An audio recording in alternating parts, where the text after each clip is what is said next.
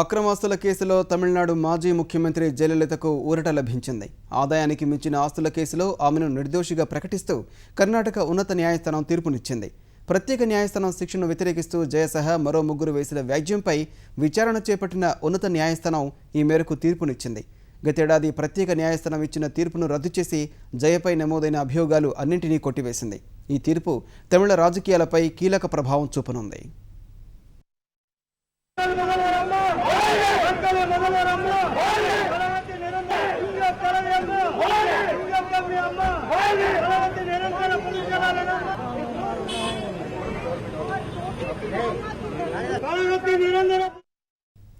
దేశ రాజకీయాల్లో అత్యంత ప్రాధాన్యం సంతరించుకున్న జయలలిత అక్రమాస్తుల కేసులో కీలక తీర్పు వెలువడింది. ఆదాయానికి మించి 66,65,00,000 రూపాయల విలువైన ఆస్తుల్ని కూడబెట్టారన్న కేసులో తమిళనాడు మాజీ ముఖ్యమంత్రి జయలలితకు ఊరట లభించింది.